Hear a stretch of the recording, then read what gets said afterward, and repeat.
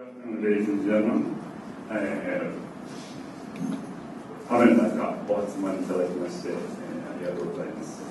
This is a kind of joint session of the Japan-U.S. exchange debate and Genko Kenkyukai regular meeting.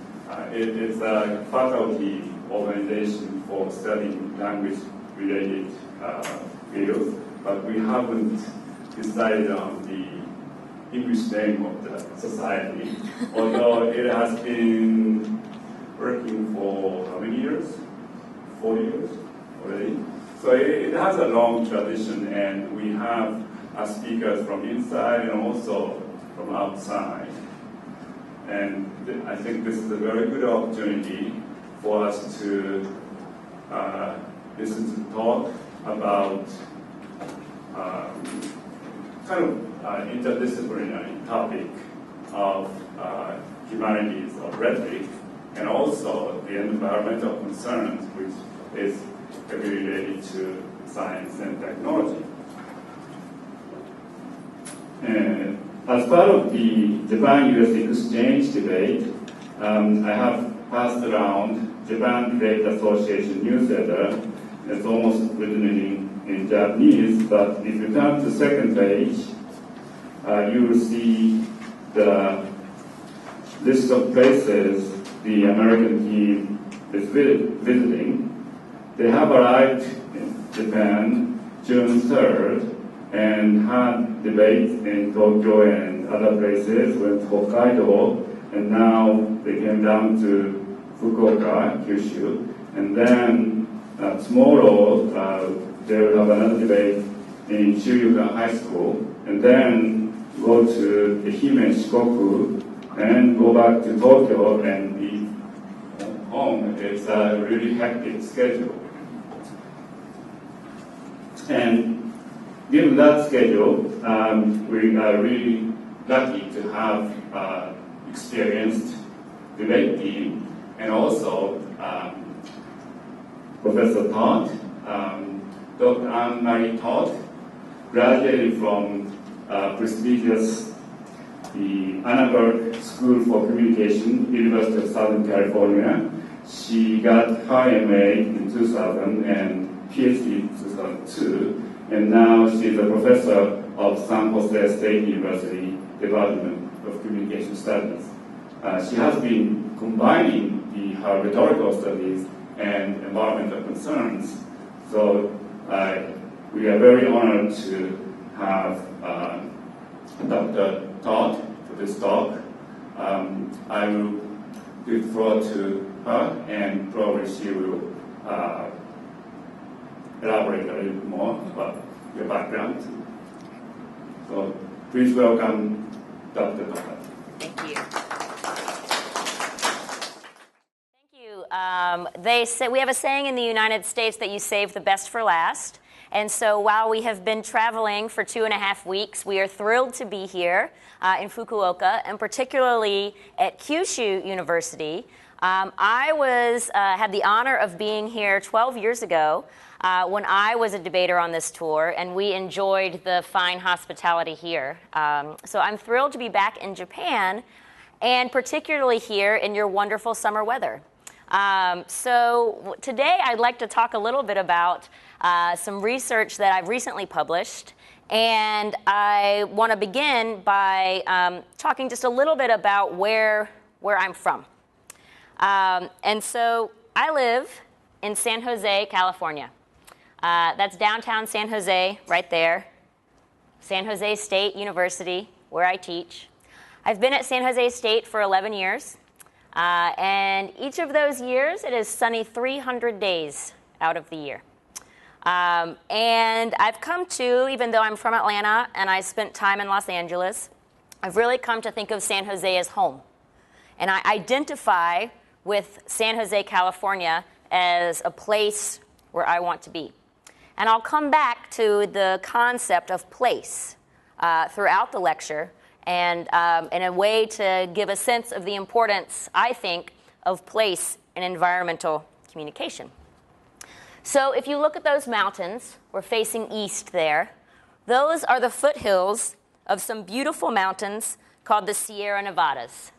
They are unbelievable. And from someone who grew up in Georgia, Atlanta, Georgia, where the hills are about this tall, they're particularly impressive.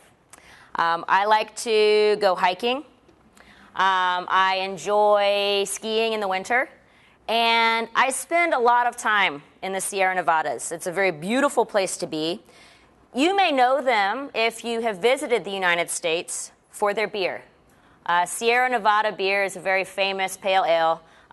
It's also delicious. Maybe not while you're hiking. While you're hiking, you should probably be drinking some water. Maybe not from here, but it brings me to my point about water. So the Sierra Nevadas are beautiful. They snow in the winter, and we collect what we call a snowpack, which is where the snow stays on the mountain, and then in the spring, it melts and provides water. California uses a lot of water, obviously for drinking and for other purposes in cities, but we also use water for farming and agriculture. So in San Jose, near San Jose, we grow a lot of things. We grow strawberries. Where I live, near where I live, we grow almost all of the strawberries eaten by America. 90% of the strawberries eaten by Americans are grown in Watsonville, California, just south of where I live. We also grow artichokes, and we grow garlic.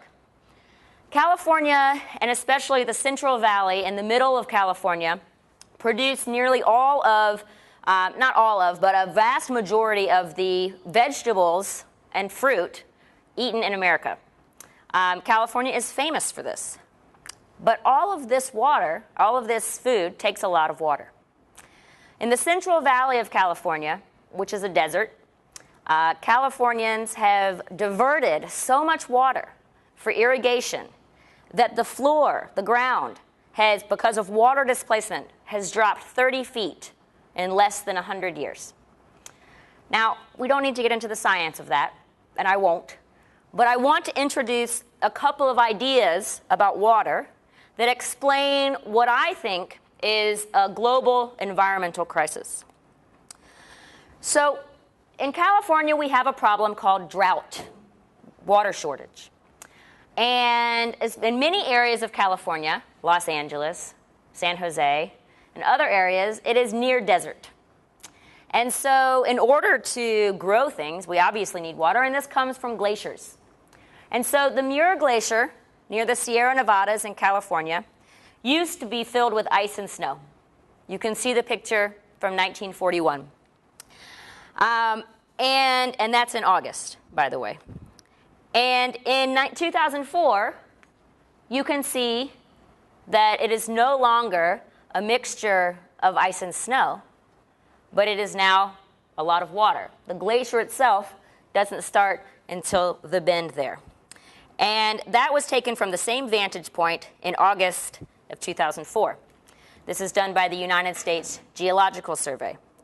And the USGS, the United States Geological Survey, and many other institutions have talked about climate change as the reason for this. So climate change, it's also known as global warming, but it's not just warming. It is the extreme alteration of our global environment and the processes that make that environment. And nearly all scientists agree that it is caused by humans. It's what we call anthropogenic climate change. I said no science, but just a little I snuck in there. So anthropogenic or human-caused climate change is due to a variety of activities, mostly related to the release of greenhouse gases. Okay? So these emissions, because of things that we do like driving cars and producing energy and all sorts of things, have really created a crisis on a global scale. Now, we're going to talk about water, but I want to remind you that this is not just a problem in California. In 2008, this glacier in western Greenland was filmed as a piece of it 3 miles wide and 1 mile deep, tall, not tall, but it's a 3 by 1 mile area, calved or completely separated from the main ice, the main glacier. This was filmed, and it lasted for 75 minutes. And you can see there a little bit that the face of it is coming off. But the height of the ice there is about 3,000 feet. Only 300 to 400 feet is above water. The rest is below water. It's the size of Manhattan. And 1,200 feet of ice melted in a single generation here. And that's the height of the Empire State Building. So I'm pretty short, but we can all agree that that's pretty tall. And you can see this at this movie, pardon me, chasingice.com.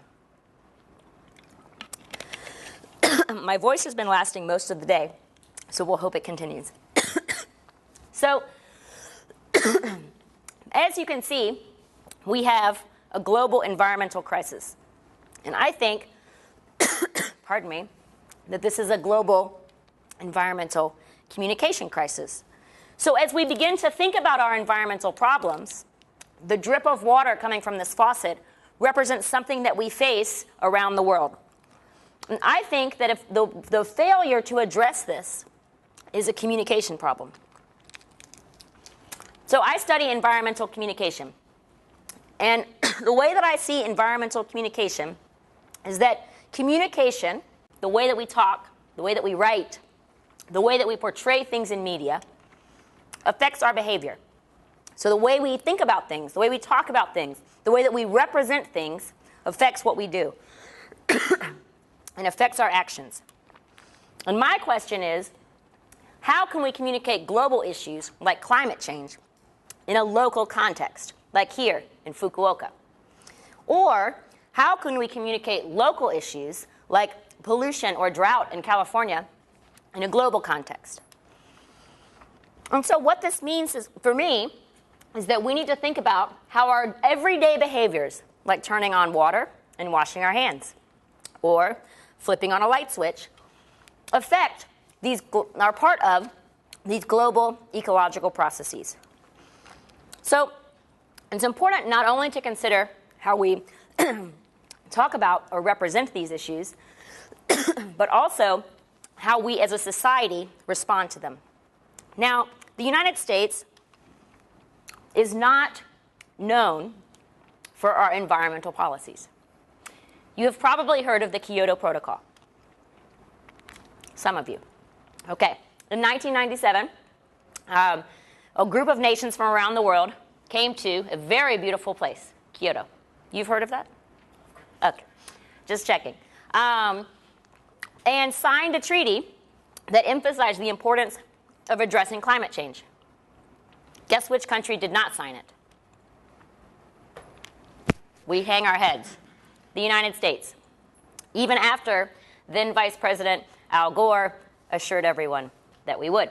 But that is for another lecture. So, when I look at American apathy or reluctance to address the environmental crisis, I think about the ways that we need to respond to this lack of inaction. And what I think that the problem is that we have a disconnect between local and global. And this disconnect means that we don't have a way to make the connections between these short actions and the global issues. Pardon me, I am using a cough drop to be able to talk to you for the rest of the hour. So, if we think about this, we can think about the local, I've done some translation here, and the global. Okay? If it's not accurate, it's all my fault. I have tried to hone this as we have come around Japan. So we have global problems like climate change. And we can connect them with local problems like water issues or energy use or something like that. And I've learned today that the university and that Japan in many ways has a variety of ways for handling such things. So there are rules that you can't use energy at certain times, right? I'll talk a little bit later about cool biz, okay? What I'm interested in is how do we motivate people to do this? I study rhetoric, which is the art of persuasion. So I don't study policy. I don't study regulation. So I'm interested in what is the missing link between our understanding of our local issues and our global issues. And I want to suggest that we think about it at the national level. Now, some might argue that thinking about it at a national level makes it a very narrow idea. So what matters for the United States doesn't matter for Japan. And for example, I hear that here you have the yellow sands from China, right? So that's a very local problem, right? You expect it. I hear that it's on your cars, right? And sometimes it gets in your lungs, okay? But that's also a global problem. And so that's something that occurs maybe through pollution in other areas, okay? But when we think about we have to think about the national in order to address that. And so what I suggest is that we think about the term patriotism. And we think about the way that patriotism can mobilize a consciousness beyond the national. And so I'd like to think about patriotism as environmental. And when I think about this triangle, obviously there are many other things happening here, but I want us to think about rhetoric. I want us to think about what's persuasive. Many advocates for climate change use a polar bear as a symbol for why we should care about it. But I don't know any polar bears. I'm sure they're really cute, but they don't motivate me. So when I think about a global crisis and a symbol of a polar bear, I'm not motivated to act. And so I'd like us to think about things that are motivating. We have to think about things like comfort and convenience and the fact that we all like to live in comfortable temperatures and that we all like to drink water and have the things that we need in our homes. And so thinking about patriotism as a way to establish community is what my research is about. So I define environmental patriotism as the belief, the idea that our national environments, that the very environments that we hold dear define a country's greatness. And so in this way, we're not thinking about patriotism as will Tokyo get the 2020 Olympics? But we're thinking about patriotism as what makes us great is the fact that you can see the ocean, the mountains. We were in Hiroshima yesterday and are just astounded by its beauty. And so even the beauty of Tokyo's concrete jungle, right? It may not appeal to everyone, but there's something about that place that centers us and can mobilize us. So my research looks at the case studies in 20th century American environmentalism. But that's a very detailed talk, and I thought today I'd talk about the theoretical aspects of this, and look at how we might see patriotism both in the United States and in Japan as an environmental concept. And so I'm going to talk about three things today: conservation rhetoric, stewardship rhetoric, and democracy rhetoric. And I see some of you are taking notes, and that's really exciting for me. I'm going to have slides on each of these. So if you don't get all of these words down now, you will have a chance to. So what I'll do is I'll talk about each of the three of these and provide some examples. And then I'll conclude by talking about what this means for us. I don't necessarily have a lot of answers. Something you'll notice about communication scholars is we like to invite questions and we like to think about possibilities. I probably won't tell you how to go talk to your friends tonight. But maybe inspire you to think about some of these environmental issues in different ways. So first, let's talk about conservation. So conservation is the idea of preserving resources, the idea of motainai, okay, not wasting. All right, thank you, Tim. I planted him in the audience there. So the idea of motainai, that we're not wasting resources. And the idea of conservation is that the resource use that we do as individuals has effects for the broader global, local and global and national society. Conservation in Japan is actually pretty, you know it well. You might know it as setsuden or cool biz. And so Japan actually, according to the International Energy Agency, has the highest rate of efficiency in the world. So here in the United States, we have Uncle Sam as our iconic figure drafting us into the environmental battle. I want you to recycle. This is a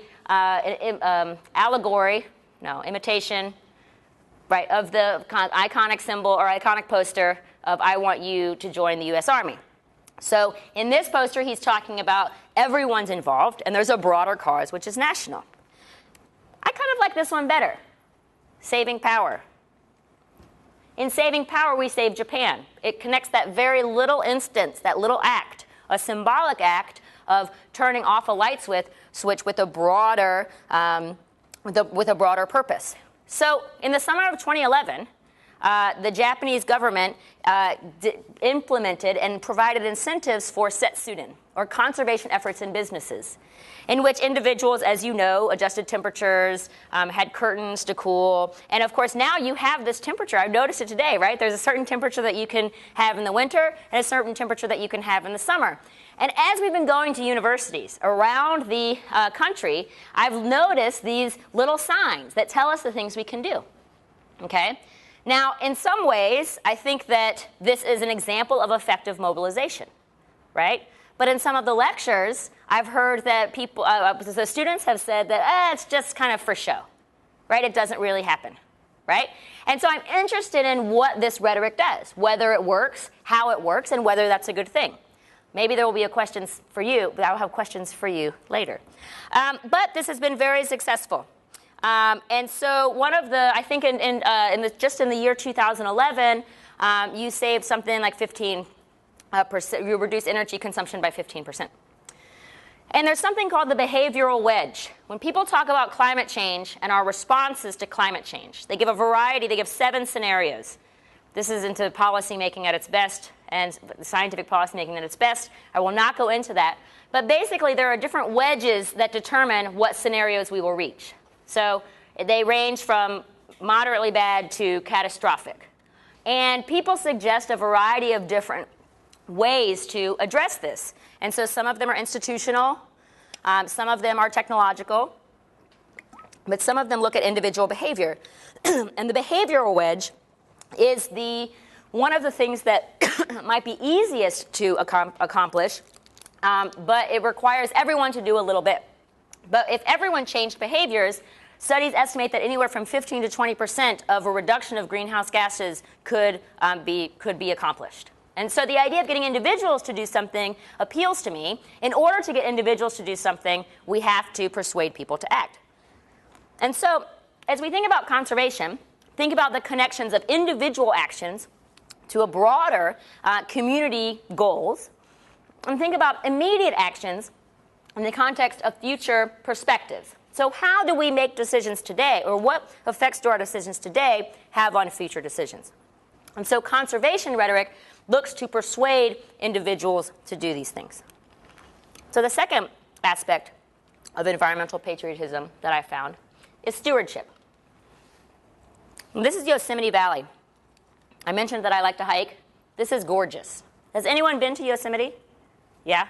I mean, there really aren't words to describe it, and that's very rare for me to say. So a picture is worth 1,000. Here you go. So Yosemite Valley has inspired everyone from John Muir to Teddy Roosevelt, and it's one of the granite outcroppings and alpine forests are truly astounding. Stewardship, and I have this picture of Yosemite because stewardship is an emotional and an aesthetic attachment to place. So when I go to Yosemite, I feel awesome. It's clean air. It has a really, I like to hike, as you know, and so being there and being in the wilderness, even though there are lots of other people there, is really gratifying, and it's very fulfilling. Incidentally, on Labor Day, which is the holiday in September in the United States, and Memorial Day, which is a holiday in May in the United States, these define the summers. These are the busiest weekends at Yosemite, and there are more people there than there are in Times Square on a busy day. So it is a very popular tourist attraction. I suggest you go there during your visits in March or October. So Yosemite is a place that matters to me, and I think that it's a good symbolic place for many Americans. It's an iconic national park. Now you might recognize Mount Fuji. This is Fuji Hikone-Izu, unclear on the pronunciation, hopefully I did okay, National Park. And Mount Fuji is a symbol of Japan's national environment. And so I use these photos to demonstrate these places that have meaning to our national identities and these places that are persuasive in their beauty. Now, I put them like this because I wanted to, it seems that these could be taken from the same place and that they could continue, right? They're connected to each other. And so as you begin to think about stewardship and think about the aesthetic beauty, the beauty, the senses, the engagement that we get from being there, also think about responsibility, that we are all connected to these various areas in a variety of ways. So even if I won't see Mount Fuji, then I still understand it and its place of importance.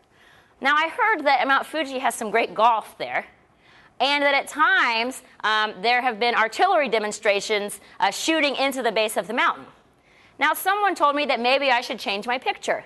But I think this demonstrates that these types of places are exactly where our meaning is contested and created. What does Mount Fuji mean to Japan? How is it a patriotic symbol? How is it a patriotic place? And so stewardship suggests that our connections to place can motivate our participation in environmental decisions. And so the essence of stewardship is rooted in the connection between humans and the land. And so that's one of the reasons I began by talking about place. Now, I like to travel in a variety of ways, and I think that understanding the place here in Japan, and understanding, I mean, it felt so good to come to Fukuoka after being in Tokyo for almost 2 weeks, because there's a sense of, it's calm, it's much calmer here, and there's a sense of we know where we are. As we came to this room, we looked at the mist and the driving rain over the mountain. And there's a sense of, well, yeah, it's pouring, and I'm glad I'm inside, but I also appreciate the nature that surrounds us. And so just as conservation rhetoric emphasizes this kind of common good, that our individual decisions are related to the common good, the common interest, the public interest, stewardship indicates that the land belongs to the people. And what happens to that land and the importance of preserving that land should matter. So the third aspect is democracy. And we probably know democracy. But in this sense, democracy is not just the participation in voting. It's not just the participation of engaging in political debates, which you will see in a little bit. But it's the idea that we participate in different ways. So we participate in what we buy. We participate in consumption. We have a phrase in the United States that, bless you, that we vote with our wallets. And so what you buy makes a difference. And so you can see this in food choices and things like that. So this American farmer, I actually don't think that she's using this land very well because she's taken a lawnmower and created some patriotic art. But this happens elsewhere too. I'm told that this kanji means to protect our life. And I love this picture. I'm not exactly sure where it is in Japan, but I love it because it symbolizes the same thing, right? It has this sense of patriotism that the land in which we use, the land that we use, has a broader importance. And so in this sense, environmental patriotism calls upon civic engagement. The idea that once we actively participate in our communities through environmental decisions, whether it's farming, or whether it's consumption, or whether it's other types of decisions, then we understand, then we have a sense of social action. And so environmental patriotism calls for a democracy that is a civic response, a community response, as well as a national response to global environmental issues. And so it helps to bridge this binary between thinking globally and acting locally, which is a bumper sticker phrase that we hear all the time, in order to motivate environmental action. And so throughout conservation, stewardship, and democracy, I have emphasized a sense of community and a sense of connection. And so this democratic framework as part of environmental patriotism offers cultural continuity across what might be otherwise distinct social beliefs and values. So we might think differently about a lot of different things, but we all engage in our community in different ways, And this environmental patriotism asks us to think about the different ways that these connections matter. And so if we think about conservation and our individual actions and the way that these have, our resource use has effect on others, then we think about stewardship as a way to take responsibility for the places that matter. Then democracy bridges both of those and asks us to participate in a variety of ways through our connection to place. And so environmental patriotism urges a sense of belongingness or a sense of membership in a political community and creates a sense of local responsibility in response to global problems. So again, we see this issue of connection. And so conservation, stewardship, and democracy, these create a framework by which we can create messages. And so the first part of my research critiques ideas like think global and act local. What do I do with that? These are on bumper stickers and tote bags and T-shirts. You can buy them anywhere in the United States. But it doesn't tell us what to do. I think globally and I act locally, but it's almost impossible because we have a disconnect. And so if you look at American unwillingness to act on the environment, in 2012 studies showed that Americans consumed the most and felt the least guilty about it. And so what I want to address is this idea that I don't want everyone to feel guilty. And I don't want everyone to live without air conditioning, okay? But the idea that just understanding what that means, and so understanding the choices, so that as a society we can make these. And so when someone says, someone talks about, you have environmental, you're an environmentalist. Well, no, I would like to say I'm an environmental patriot, but people will roll their eyes at me. But so much of environmental rhetoric is extreme. The sky is falling. Where we have only 10 years to act. We had 10 years to act 10 years ago. Now, scientists are showing that really that window is narrowing, but it's Chicken Little all over again. And it's this idea that if we continue to say it's time to act, everyone gets tired of hearing it. And so I hope that thinking about patriotism provides another way to mobilize people. So I'd like to think about patriotic rhetoric as part of global citizenship. So in 1939, the British government issued a poster that said, "Keep calm and carry on."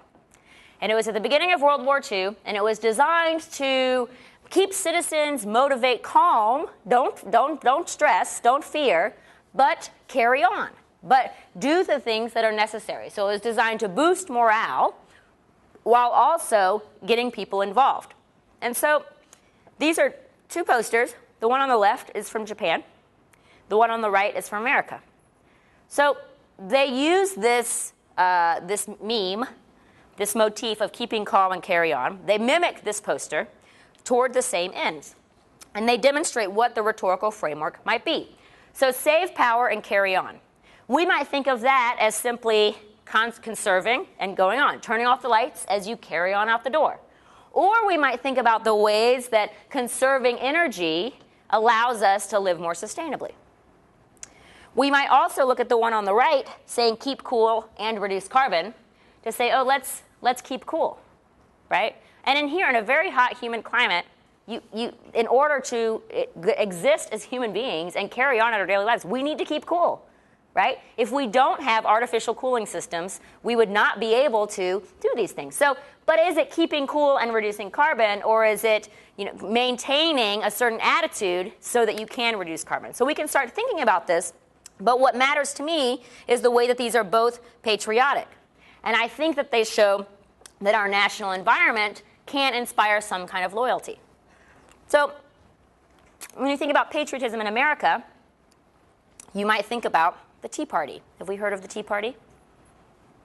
It is a fairly right-wing, conservative, extremist, potentially, group that uses patriotism to advocate for no gun control, to advocate for preventing abortions, that it's un-American to have an abortion. This is not an environmental topic. I'll go to another example. But in using this kind of extreme patriotism, you might think of it in America as this kind of flag-waving patriotism. And I hear that in Japan, patriotism is also assumed as the, is also kind of associated with some of this kind of nationalist sentiment. And I want to reclaim patriotism in this way. And I want to think about patriotism not only as a way to be proud of our nation, but as a way to think about our common connections and the common connection to our place and to each other. And we might think of this as more of a common allegiance and more of a loyalty to not only ourselves, but potentially to future generations. And I think that patriotism can help us negotiate tensions between individual and community interests, between economic progress and environmental protection, and between security and sustainability. And so in this way, I hope that patriotism is pragmatic, because it can mobilize and educate citizens. But I also hope that it's constitutive, because rhetoric is constitutive. And that word means that it informs not only what we do, but how we think. So the way that we talk about things, the way we represent things, constitutes the way that we see the world. So the way that we talk about nature, the way that we talk about the environment, influences how we see the world. And so if we keep talking about how the environment is coming to an end, maybe that doesn't affect how we see the world, and we just dismiss that. But if we begin to talk about these connections between local issues and connect them to global issues, then we can hopefully start to see some of these connections. And so environmental patriotism can help us see our own connections to the environment and to each other, but also understand what we can do about that. So I began with a sense of place. And I began with a sense of how patriotism connects us to a pride of place. I was fortunate enough to travel here 12 years ago, as I mentioned, and my visit to Kyoto, the Kinkakuji Temple, profoundly affected my own connection to the natural world. This is obviously, it's the Golden Temple. Who would not want to be there? But it is more than just this beautiful building. There's a sense of the grounds that's calming. It's beautiful, but there's also this it's difficult to put into words, but as I visited there, I did not want to leave. I felt a longing to stay there, and I felt a connection there. And to me, I think this represents that a sense of place is both aesthetic and ethical. So I talked about aesthetics when I talked about stewardship. Aesthetics is this sense that it's motivated by an appreciation for the beauty of natural scenery. But it's also, environmental patriotism is also ethical because it relies on a sense of responsibility to protect abundance, to protect our resources, and to ensure an ethical commitment to place, but also community and also democracy. And so if place, our sense of place, is constructed through our memories or through our sensual experiences, then we all have a place that we can connect to. Whether it is, for me, the hills of Tennessee and Georgia, where I like to run around in and scare my sisters, or whether it is the huge trees of California that are just astounding, and you cannot believe how huge they are. And so here in Japan, there are places like that too, I'm sure, for you. But what I want to think about is the way that our personal experience and attachment to place shape our perception of ourselves in a broader cultural context. So how we understand who we are and how we understand what we do has a larger global implications. And so I'd like to think about patriotism as something that we can all draw upon. It may not mean that we agree on things. It may not mean that we agree on the various actions that governments or universities or whatever tell us to take, but it can start a conversation, and it can allow us to begin to make decisions in ways that have a broader perspective. And so when we make immediate decisions, we can think about the future impacts. There's a phrase called intergenerational equity, which is the idea that the decisions we make today should be equitable not only for ourselves, but for our children and their children. And that we also might think about economic decisions as having broader implications. So it's not just the money that my investment will make, but it's the larger environmental, social, cultural implications of that. And understanding what buying this versus that will do. And buying the thing that you'll throw away in 10 minutes versus the thing that you can reuse and wash and things like that. But it also might ask us to think about issues of security or issues of national interest to incorporate them into environment as part of environmental interests. So if we begin to talk to people that are only interested in America in preventing the next terrorist attack, which is obviously important, but are only interested in doing things that are in a narrow realm and thinking about politics and security. And if we begin to think about environmental issues as part of that security, we can also maybe talk to environmentalists who think about environmental issues as the only thing and recognize that there's a broader conversation here. And so it allows us, hopefully, to reconcile some of these tensions that we have and our inability to act. And so as I will start to begin to talk to Americans about this, I'm very grateful to have had the opportunity to talk to Japanese audiences in Japan here, because doing research on the patriotism that exists in Japan, whether you want to call it patriotism or not, but the environmental messages, has given me a sense that this is an idea of global patriotism. So while my audience is mostly Americans, because I think we're the ones that have our heads in the sand and think about these issues in ways that only matter in certain perspectives, I think that this ability to come and talk to different audiences has reinforced for me that this is not a national patriotism, but that by bringing the national into it and inspiring, hopefully, supporting national governments, encouraging national governments to take action, I think that we can have a broader response to environmental issues. And so when people talk about globalization, many people in the beginning of the 21st century talked about globalization as the decline of the nation state.